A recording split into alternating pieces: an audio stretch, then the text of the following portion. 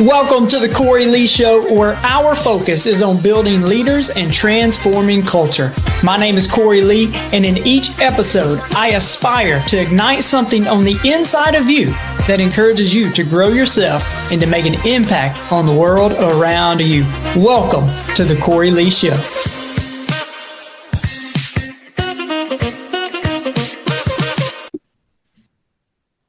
Well, welcome back to the Cory Lee Show, guys. We have another exciting episode today. I got to introduce y'all to two new friends. It's going to be a good conversation. I got Kurt and Kristen Ludhart with me today, and I just want to kind of give a little bit of an intro to them. I kind of looked them up and was doing some research on them, and I love some of the things that they're doing, and just kind of give you guys an idea of what all they have going on. So their background, they are co-founders of the Prosper Group, and they are leader and experts in the digital marketing and conservative advocacy since '06. Their firm has played a pivotal role in electing, y'all check this out, 103 members of Congress, 15 U.S. senators, 15 governors, 1 president, and their innovative strategies have garnered numerous accolades, including recognition on Inc. magazine's 500 fastest growing companies. Kristen, as she was the president, she led impactful digital strategies for Trump for president and other high-profile campaigns, while Kurt, as the CEO, he's known for his strategy, his vision, and his client relationships. Today, they actually have a new business that they are going to talk about, and we are going to talk about Liberty Spenders. And it's really just interesting hearing before we got going some of the things that you guys are doing with that. But before we jump in, I just want to say, Kurt and Kristen, welcome to the Cory Lee Show. Thank you. Great to be here, Cory. Yeah, man, that's some really exciting things that you guys have going on, and I really just love your energy and the passion that you guys have. As we got to talk before we got started, I know our listeners are as well, and so that's kind of where you guys are. That's some of the things that you're doing. Can you take us on a journey a little bit? How did you go from wherever you were to where you are today? Kind of take us on your journey that you guys had. Well, first, I feel like we got to live up to that intro. I mean, I don't think we wrote that, but that was pretty good, pretty impressive, Cory. So, yeah, we have to live up to the standard that has now been set. But yeah, our journey, I'll actually kick it to Kurt as as a good husband and wife duo. We know who speaks best to these things, and I tend to be a little long-winded. So, Kurt can give you the short version. Well, I'll tell you, Chris and I met in college in the College Republicans. So we knew from the very beginning. We were both kind of political nerds. And after we graduated, I guess the longer version, after I graduated, we're getting married. And although I had forever thought I was going to work for a politician directly, like maybe my job would be as a campaign manager or a chief of staff, I'd never really thought about business before. But we're getting married and we need to make money for our wedding, and we're very kind of crazy people. We wanted to do it big, and our families weren't kicking in extravagant amounts of cash. We thought we need to make money for the wedding. And one of our political contacts said, well, you're getting married in August. You should sell fireworks in July to make money for the wedding. And he of course. Why not? Isn't that what everybody thinks? And he had a connection, and he says, I'll set you up in a situation and you can make the money you need. So we did it. We actually managed 3 fireworks tents that were put up in Walmart and Target parking lots in the Indianapolis area. And it was our first glimpse at entrepreneurship, and never really considered running my own business in that way. And then we made $10,000 in that week period selling fireworks. And I remember thinking, maybe we ought to own a business instead of, working, because that would have been at that time half a year's salary, Nearly, yeah. Yeah, my first job out of college, I made $24,000, and I made $10,000 basically in 10 days. We did it the following year again. and did $25,000 because they put us in a different location. The company we were selling for put us in the Philadelphia area, which is a whole wild story. At some point, we got arrested and nearly imprisoned, and it's a pretty wild story. But that all contributed to having that giant. We sold $120,000 worth of fireworks there in 10 days, and netted about 25 grand. And at that time, I just remember thinking, I'm never going to work for somebody else, not as a long-term gig ever again. That's actually how we started our business. We had our political education background, and we'd done work in politics. We met there, but we learned about business, started our business as a fireworks couple. And then we thought we need something in the winter to do, because the fireworks, that's just summer, maybe New Year's, but it's really just summer in the US. So let's do Christmas lights in the winter, right? Because that's seasonal. So we'll do fireworks when it's hot outside. We'll put Christmas lights up when it's cold out. And we did another $80,000 in 2006, putting up Christmas lights at people's homes. And we actually did that year. We actually put up Christmas lights at one of the biggest houses in Indianapolis. And the guy who owned it also owned the rights to the National Lampoon's franchise. So we thought it was cool. It was almost like we were doing Chevy Chase's Christmas lights. Nice. It took us 8 days to do that guy's house. And that's what started our entrepreneurial journey. And then funny, we thought, well, when we're not doing Christmas lights and fireworks, we need to go back to political consulting, and we'll fill in the gaps with it. But by 4 years later, in 2010, the political marketing and consulting work that we were doing had now eclipsed the fireworks and the Christmas lights. I distinctly remember sitting with Kristen at a restaurant in Carmel, Indiana, saying, and that was my plan to persuade her, we're going to stop doing fireworks and Christmas lights and just do the politics first full time. And we did that year and had a breakout year for our political consulting firm. That was 2010. Yeah, well, it was really in 2009, and I'm laughing because I thought he would tell the short version, and he told the long version. So, wow. Hey, I'm all in the story, though. Yeah. Taken that question, because I would have cut out 75% of that. But it's true. We were doing political work in Indiana, where we live. And in 2009, there are no campaigns. And so we literally got in a car and we were driving all over the country to drum up business. We'd sleep in the car. We had no money. And we did have a breakout year that year. And so that's what really catapulted us and got us really on the map nationally. Because in the business we've been in, if you're not somehow tied in or networked in DC, in Washington, DC, you can't get business. And we absolutely weren't. We still aren't. We still are based in Indiana, and that's still how we grow our business. And so it was very contradictory, I suppose, to most people's journey if they're in politics. But I think it really served us, because we absolutely have that entrepreneurial vibe, and that has remained true. And so it's kind of weird when you think about, so what were you doing? So you didn't start off doing this, you were doing this. And I mean, it makes no logical sense, but that also is how God works sometimes. Yeah, that's awesome. So do you guys still do fireworks? No, in fact, I've never been a fireworks guy, really. Yeah, I was selling a product that I wasn't particularly passionate about. Now, my wife, however, Kristen, she loves fireworks. Yeah. She'd go every Friday night to watch fireworks if there was fireworks going. So we loved that part.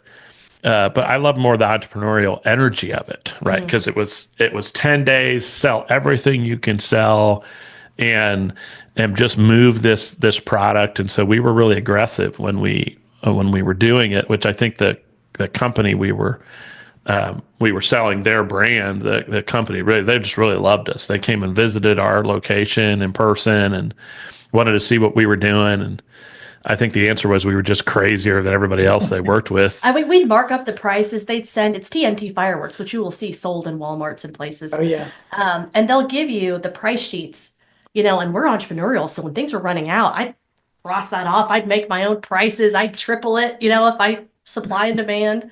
And no one was doing that. And so we were most people who run these, and this is a little embarrassing, but they're usually not for profit organizations that will partner with TNT Fireworks for their cause.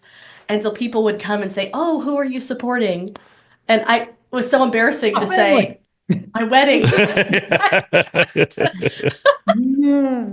And so because of that, though, because we had that business entrepreneurial mindset, we were doing things that you wouldn't do otherwise, right? Because we were doing it with that motive in mind. And I think our work previously in politics helped us because we were good in a pinch. We didn't mind that things were really hectic in a short period of time. And that has remained true as we've been flexible and been able to adapt. And that's needed in politics.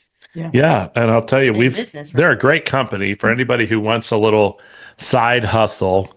TNT Fireworks. You can do these little consignment shops. They put up these temporary locations, and they contract with organizations or people to run them for 10 or 15 days, and you make the difference, right? And we ended up doing that for perhaps 4 years. 1 year in Indiana and 3 years in Pennsylvania. And every year we did it. There's crazy stuff. We could do a whole episode on the weird stuff that happened to us when we were doing the fireworks stuff. And it was crazy, but such a fun. I'm glad I did it now just for the stories. Yeah. But so that's what really got us going, though, because we really never thought of that. My parents weren't entrepreneurs. Kristen's parents weren't entrepreneurs. I just figured I'd have a job. I was ambitious in the fact that I got a college degree. Neither one of my mom had a nursing degree, but my dad did not go to college. And so they really wanted us to go. And, but never really thought. And I'm still, I think, my younger brother now owns his own business, but that's really what got us started. And it's been a crazy journey. And then by the time 2012 ran around, we did our very first ever presidential campaign, working first for Rick Santorum when he was running for president in 2012. He was beaten the primary by Mitt Romney, who then hired us to help him in the general election. And then in 2016, there were 17 Republicans who ran for that primary after Obama was up for retirement. We had that open race, and the Democrats were basically settled on Hillary Clinton. Bernie Sanders gave her a run for their money. Republicans were wide open. And the least likely candidate, in my opinion, short of maybe Ben Carson at the time, to win the primary, in my mind, was Donald Trump. And I had worked for Chris Christie on his governor's race in 2013. So he hired our firm and me to be his digital director for his super PAC for that presidential campaign in 16. And then Kristen, who'd worked more closely with Governor Scott Walker of Wisconsin, she went to work for him. And we did like a firewall for the company. And then Scott Walker lasted only about 90 days before he had to drop out of the race. Chris Christie lasted through New Hampshire, and then he dropped out. And then we both went and worked for Ted Cruz, and we ran Indiana, where we live, for Ted Cruz when he was beat by Donald Trump, so that Indiana was the last stand, right? He needed to win Indiana if he was going to beat Trump in the primary. Well, we ran Indiana. We organized 38 events for him. It was a fun thing, but then we got walloped by Trump, and Cruz actually dropped out that night. And a few days later, I called the Trump campaign and said, "Look, I've got some of the stuff we did for Cruz we could offer to Trump so that he can help his campaign as he faces off against Hillary." And the campaign manager, or the digital director for Trump at the time, and then became campaign manager later, was Brad Parscale. And he said, "I need a ton of help." He said, the digital department is me and two other part-timers. And now we're facing Hillary Clinton, who has, at that time, 250 digital staffers. What can you do? How many people can you send us? So we actually flew down to Texas, where Brad was located, and just to try to sort of check in on how we could help. And Kristen ended up staying for 5 months and living there in San Antonio and working full-time for the 2016 Trump race and managing a whole bunch of the digital operation, the texting campaigns, the app, and helping a ton Kristen, with did you email text me? fundraising. Yeah. Yeah, I was gonna say, Kurt, we shouldn't share all that. People are, cursing my name under their breath when they've gotten unsolicited, spammy fundraising text messages. We didn't do that in 2016. And yes, we did. Well, I guess No, we they didn't. wouldn't have been spamming. There was They no would have been peer-to-peer. Yeah, they would have been on his texting list, but They would have opted in. we did send quite a few. So I'm so sorry. And we do I'm do messing that with you. today. Yeah. No, but it's true. And yeah, you didn't ask for all of this background, Cory, but yeah, it I'm just all goes in. to I think it's show cool. I love hearing it. Yeah. it's just the wild, wild west. And again, that really has served us, being flexible and adaptable. And I think it's what leads us to help so many entrepreneurs today, is because it all starts with mindset. And I know you'll appreciate this. Just being able to see opportunity, pivot, try something, iterate, shift, find what works. It's so needed in life, but in business, because nothing stays the same, right? Things are always changing. And so you have to be able to roll with it. And so we've built some very strong muscles in that area, because of how we have built and grown our business. I'll tell you what I heard out of all of that is that Donald Trump became president in 2016 because of what you guys did. That's what I heard. I'm just saying what I heard. Yeah. Well, Well, it's we yeah. played a part, yeah, Yeah. no, but there were a lot of people who were on he that didn't bring thing. him off, like so many others. And so you can't really listen to anything we say fully, because we clearly don't know. Yeah, I mean, as election day approached in 2016, we had raised him probably close to $60 million from small dollar donors for his campaign, but he raised it over 300 million. So there were still a lot of people doing other work. But as Kristen said, I didn't think he'd win. I wanted him to win. I didn't think he was going to. And I think a lot of Americans didn't. And then he won, and quite decisively in 2016. But yeah, we were glad to play that role there. But I'm always careful to not claim too much credit. I'm messing with you. When it comes to politics, politics is really, it's kind of polar, right? And so I'm curious what like you guys went to college for that. Like, what was it that sparked your initial interest in politics in the first place? Like, was it something when you were a little kid, or was there a certain moment? Like, what triggered that for you guys?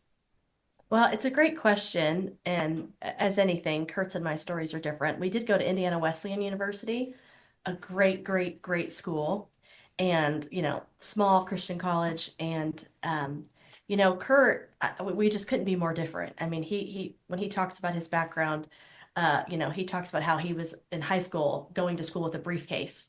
I mean, he just like had that, and he got turned on to Rush Limbaugh, and he would listen and record, because it was on too late when he would past his bedtime, and he'd record it as a high schooler and then get up early in the morning to watch it. And who does that, And so I laugh and I tease him, but for me, really, it was understanding worldview. And so it was very different in most traditional schools. I imagine whether it's, a state university or a private liberal arts, it's probably fairly similar, but they usually teach more tactics, campaign strategy. They're going to teach you about polling and messaging and focus groups and all the different things you might need to know from a strategic perspective on running a campaign. But at Indiana Wesleyan, we had absolutely none of that. It was so much more about worldview. What do you believe in? Why? And what are the natural consequences of each of these systems of government? And for me, that's what helped me align my faith with what I thought made for the best, political governmental system. And so outside of that, I thought I was going to be pre-law. I really wanted, truth, justice, and the American way. I knew I wanted to fight for some sort of cause. And, but having that, we had an amazing professor, as so many people I'm sure do, who just have those people that really move you and inspire you. And Glenn Martin was his name, and he really did that for me. But very different, because Kurt was hooked on politics at a young age. Really? Yeah, I mean, politics very addictive, right? It's so consequential what you're doing, and I think for me that's what I wanted. I didn't want to do something that I felt like was only touching at the edges. We always hear that story of that people tell that might be apocryphal about the stonecutters, right? Who are building a cathedral, and one of them says, when he asks what he's doing, well, I'm cutting stone, and the next guy says, no, I'm building a cathedral, right? I always wanted to be really building the cathedral. Yeah. And what more than politics? In fact, prior to wanted to get in politics, I wanted to be a preacher, right? And I met with our preacher at the time. He came over for dinner with my parents and told him that. And he said, well, I'll give you the same advice I was given. He said, you shouldn't become one unless you feel like God will strike you down if you don't, right? You have to have a real calling. It's not something you do because you think giving speeches is cool. You gotta like really feel God's calling to get into the ministry. And I thought, I don't feel that. I don't think God would strike me down. I don't think that's not my motivation. So politics felt like equally consequential, right? And it's really cool business to be in. You write something for one of your clients, and then you're driving somewhere, and somebody's showing it on CNN, and you're thinking, I wrote that today, And so it's really cool, and you feel like you're making a difference. And it's probably what in part has led us to do more work with businesses, is because, you think, I'm going to go to DC, I'm going to help elect a bunch of Republicans, and the sea will part, the sun will come out, and everything's going to be okay. And after a while, you realize, wait a second, that's not happening. And it isn't because our clients are bad people. We work with a lot of these politicians. I think in the U.S., we give our politicians a bit more trouble than they deserve. Most of them are really good people, even on both sides, and really want to do good. Some of them have bad ideas, but really care. But they get out to D.C., and it's a really tough system. It's really tough to get something to happen. There's trillions of dollars at stake, so every little thing becomes a giant, massive fight. And we thought, after a while, I realized, well, none of these politicians are going to save us, right? If we think by putting faith in these people that the sun's going to come out, the Red Sea will part, our faith's in the wrong place. Yes. And to some extent, we learned that we loved running the business as much, if not more, than working with our political clients. We had 50 employees at one point, and so about 35 now. But you realize I'm supporting 50 families. I'm paying for 50 lunches, 50 dinners, 50 breakfasts. I'm paying for college for some people. Whatever the salary is covering, and maybe I'm making more difference right now in the economy than my congressional client who's spent the last 10 years fighting for even small changes to be made and still struggling to get it done. Hey guys, I hope you are enjoying this episode of the Cory Lee Show. Y'all, I am on a mission to build leaders and to transform culture. So if you're looking for a speaker who speaks directly to the heart, a mentor to come alongside you and your team, or if you're in a position where you're looking for a personal coach who embraces where you are and also believes in who you could become, then I would be honored to walk this path with you. Simply reach out to me on my email at Cory@CoryLeeLeadership.com. Look, let's make your vision a reality. Contact me, and together we'll navigate the path from aspiration to achievement. Your transformation, it starts now. And we thought, we got to get out there with some of these Christian and conservative businesses and really help them grow. We recently talked to somebody on our own podcast who did a count. And he said, I counted up all my clients, all my employees, all my vendors, and realized there's 1,500 people that I'm having an effect on every day. And that's my mission field. And so that's really impacted us. We said, it's not that we're getting out of politics. We're still helping a lot of these great people, but businesses can make as much, if not more, impact than our political clients can. And so to get to kind of make it all, come together, you get involved in politics because you want to change the world. After a while, you realize, well, that's one way, but there's a lot of other ways to do it. And many of them might actually be more effective. That's good. I like that. Well, at an early age, my mom and several people in the family would tell me, they would always say, you're either going to be a preacher or a politician. I was like, I don't want to be either. And so, all I know now is I know who to call if I want to run for state senate for Mississippi. If I want to run for senator for Mississippi, I know who I'm calling. I got you. Yeah. Yeah. Well, it's there. I say the same thing, by the way, to politicians that my preacher friend told me. I say you got to really want it, because it's both the most rewarding thing you ever do in your life, running for office, and the most miserable at the same time, because you're gonna make a big difference. You can have a big impact, but it's also going to be tough, and people are going to say bad things about you, and people are going to, yeah, it's hard on your family. People are going to question your motives, and you got to really want it. Yeah. You can't do it Well, because you think it's cool. Yeah, yeah.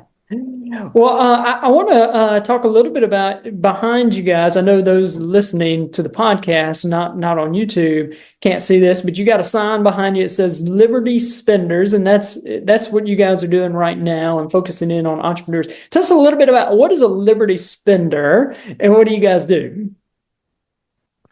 So this is something interesting. We're not the first ones probably to realize this, but we've really seen growth here. There's been a rapid change in consumer behavior in the last few years, maybe the last decade, really. A significant number of consumers on all sides of the political spectrum are now considering the values of the companies that they are buying from as part of their buying decisions. So they're no longer just looking at your widget saying your widget's better than the other widget or cheaper than the other widget. That's all that matters. They're now interested in knowing, does your business support the causes they support, or does your business oppose those things? Are you engaged in policies and other ideas like DEI policies that many people consider to be race driven, or other kind of, particularly from the right, other kind of woke policies they don't appreciate? And many of those consumers are the same people we've been talking to on behalf of our Republican friends. They're the same people donating $25 to Ted Cruz or Brian Kemp or Pete Ricketts are also the same kind of people who are buying cats and cars and homes and coffee. And they're looking at each one of the vendors and saying, am I willing to support this company? We call those people Liberty Spenders, people who are Christian or conservative, who are considering those brands, Christian or conservative ideals, as part of their purchasing decision. And then we wanted to know, how many of them are there, right? Is this a audience of 50,000, 500,000, 5 million? What are we looking at? So because we're from politics, we are, we have our 300 million person database of voters, and we thought, let's do a nationwide survey, and then let's figure out how many of these 300 million are Liberty Spenders. And so we did that, took a couple of months, but came up with 76.5 million Americans who are either Christian or conservative, and considering those values when they make a decision. About 45 million of the 76.5 million would like to know a company's values are both Christian and conservative. And then the remaining 30 million are one or the other. They care about Christian values, but not conservative values, not Christian values. And so what we've done is we said, look, we know who these people are. They're the same people we can be talking to for 18 to 20 years to get them to give money to our political clients. Let's help businesses sell their widgets or services to these folks. And so we've really been, since April, really engaging in that full time. We wrote a book about these Liberty Spender people and how to talk to them and how to sell to them. They spend $5 trillion a year, so they're a great audience for your business. In fact, this is my pitch moment. You can go to libertyspenders.com/principles for the people who are listening to your podcast, and then get a free copy if they're listeners, and they can download it. And it's a really cool explanation of the whole concept. Yeah. So kind of what I heard you guys say is a Liberty Spender is someone who is a Christian, has the Christian values, and they are a consumer, and they're considering, when they look at different products or services, they're looking at, hey, are they supporting, the LGBTQ agenda, or they supporting sex trafficking and those kind of things, and they're making buying decisions based off the values of those businesses. That kind of what you're saying? Yeah, absolutely. Yeah, to further add clarity, Edelman, which is one of the largest PR companies in the world, Gallup, so many of these people that do surveys all the time, they've been noticing this trend growing for the last Yeah. many years. And so it is now more than 50% of people that care about that, of consumers. Now it can be across the issue spectrum. But what we discovered in our model was we were asking people, not just are they looking at it, but are you more likely to buy from a Yeah. business or brand if they use this type of messaging? And so when the light bulb really went off was, okay, we feel called, we know we can help business owners succeed. We know that the marketplace is polarized, it's busy, it's loud. There's a real struggle to differentiate your business. How do you grow? How do you find new clients? How do you attract people to you? Um, we've talked to so many business owners who just feel like they're on this hamster wheel. It's like, okay, I'm chasing my revenue goals. I get there, I got to start all over. And what occurred to us was not only are people looking for this, but this is a great potential business marketing strategy Yeah. because now you can attract people based on who you are. You can live out your values in an authentic way. And now you're building a loyal tribe of people that aren't just excited to buy your product or service because it's good, but they're really aligned on the foundational level. And so they're more loyal, they're more likely to refer you. So there's all these other tangential benefits for businesses if that's something they're interested in doing. And so that's really what got us excited was um, we know that there's a trend in the marketplace. We know that people are standing up and saying, hey, I really don't like giving my money to these companies when they're hostile to my values, but how do I find an alternative? And that's where we see the potential is helping these business owners not only find these people, talk to them, but use it as a growth strategy, if it makes sense.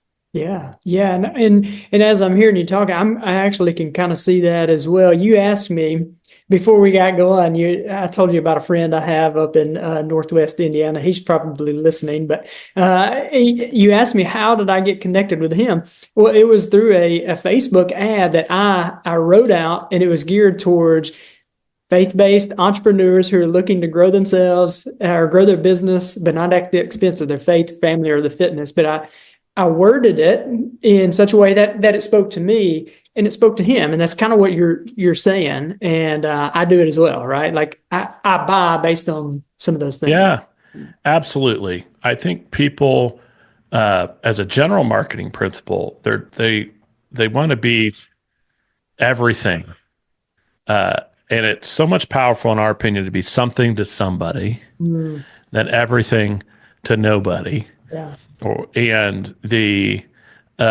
so as your example is perfect, there's a lot of potential coaches or speakers that people could hire.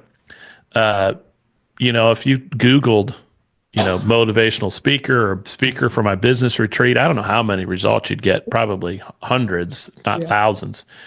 And so how do you make yourself look different? And the answer is, well, maybe these people are looking for a speaker that comes from a place of faith, or a speaker who is going to represent their conservative values. And then on kind of the negative side of it, there are people who are worried, well, I don't want to invite somebody into my business that's going to create problems because they're engaging in values that aren't aligned with my people. They're encouraging to have race-based hiring practices, or encouraging us to donate or be involved in causes that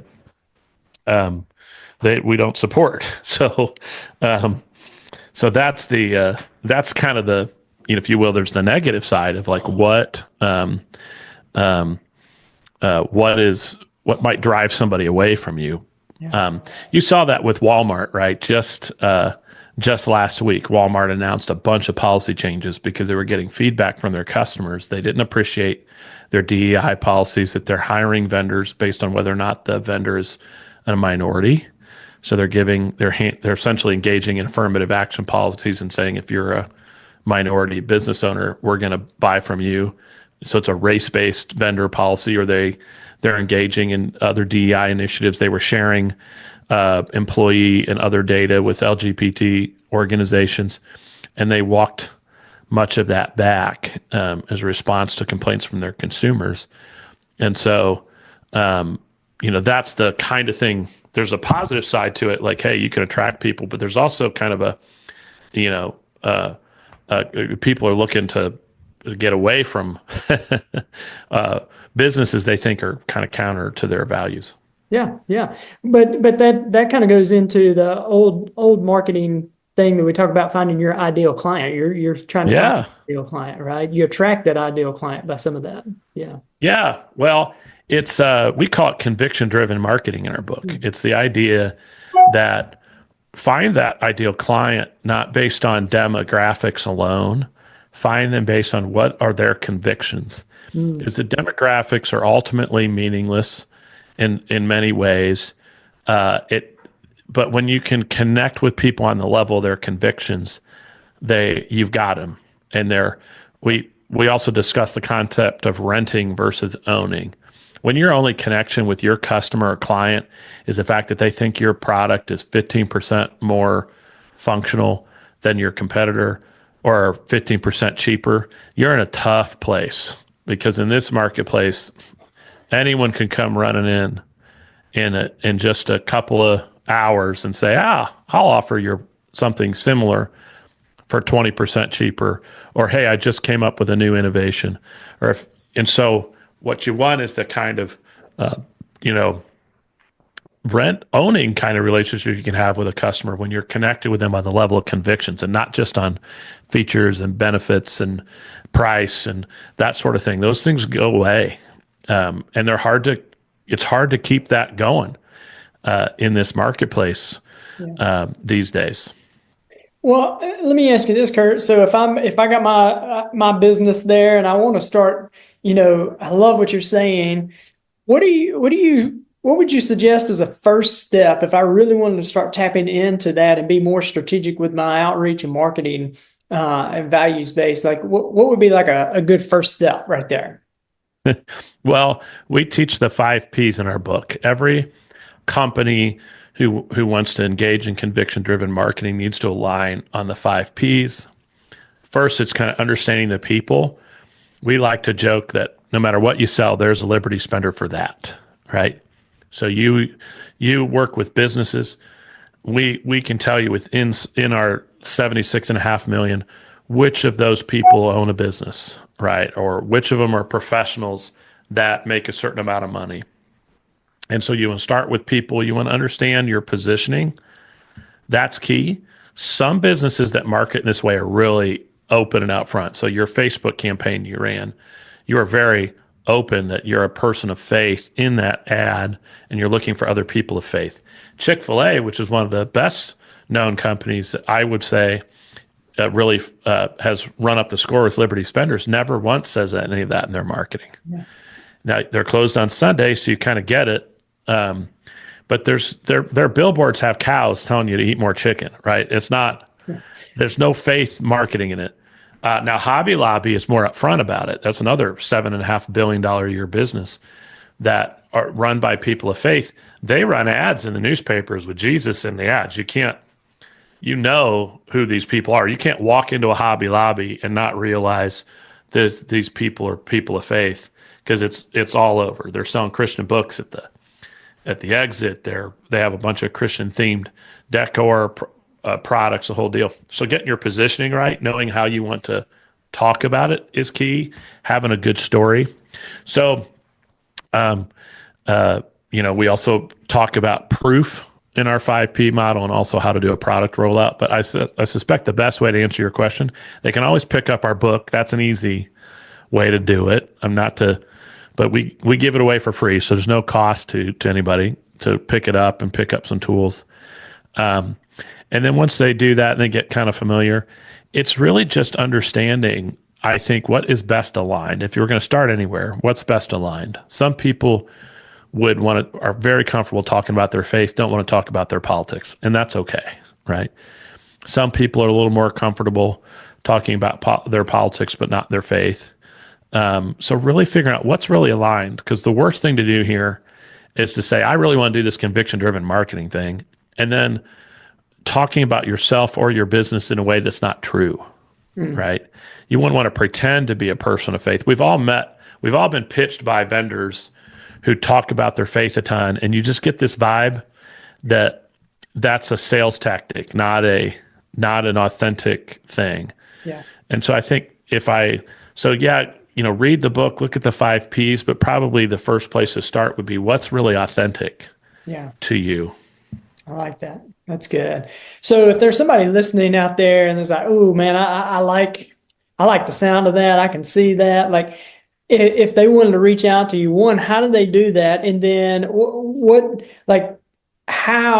is it like working with you guys? What do you guys do? Yeah. So, we right now we still take a very bespoke approach to folks.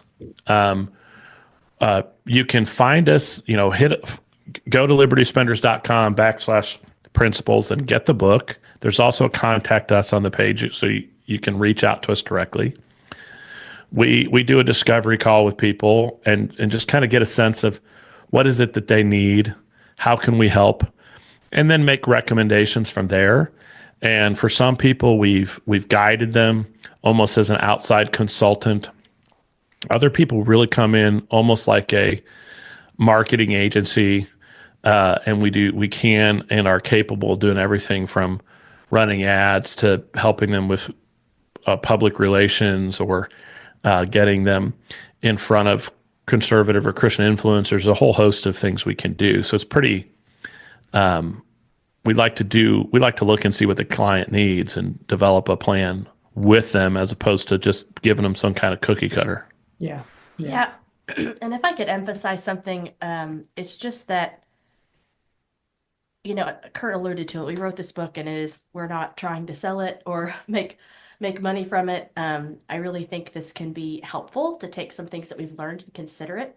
But the other thing that's exciting, just for people to put in the back of their heads, if this is something interesting, is, Kurt alluded to other things we do with marketing, but there's a lot you can do that doesn't cost money. Mm-hmm. So, people just think, oh, how am I going to do this, right? If I'm going to market, okay, I got to run ads, I got to do all these things. And yes, that probably makes sense for a lot of people. But what is a great, exciting thing about this audience is that we are so close-knit. And so, again, we talked about referrals, word of mouth, things really spread. And that also means that you can utilize influencers, you can utilize events, joint ventures, strategic partnerships. There's so many ways to look at this from a product or service business, grow your business that isn't just, okay, I guess we're going to run a bunch of money, run a bunch of ads to this group. And again, that can make sense. But what's been so exciting to see is all the number of businesses that are using this type of marketing, but they're growing beyond just paying to get those new customers. And that's something that you can only do with such a tight-knit group built on values, right? It's events you can go to. It's, again, partnerships you can make. And so there's a lot you can do. And that's, again, why we're giving away this information for people to consider at no cost. Is just look at it, consider it, because I really think we have to do more to support people that, again, who are trying to be good employers. They're trying to be good, community citizens. And we have to support each other and help them grow their business. Yeah.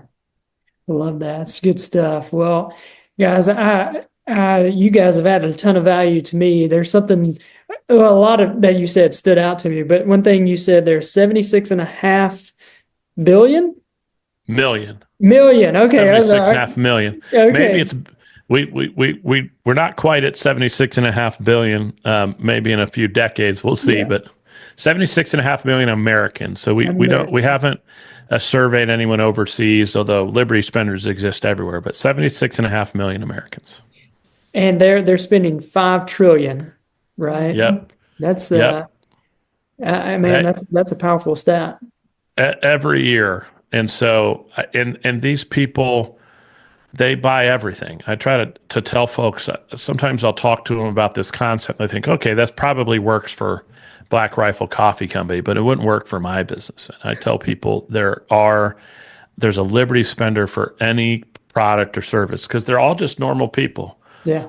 So they all need to buy toilet paper. They all need, and they're saying to themselves, I don't want to buy toilet paper from this big conglomerate who I know is paying to fly their employees across the country to get abortions. And they'd much rather buy it from a company that aligns with their values. And they're the kinds of people who might be willing to spend a little bit more or incur a little bit more inconvenience to buy something that might take a little more time to obtain because they care about things like that. And so that's the other takeaway from that is, Liberty spenders buy everything. Yeah, that's awesome.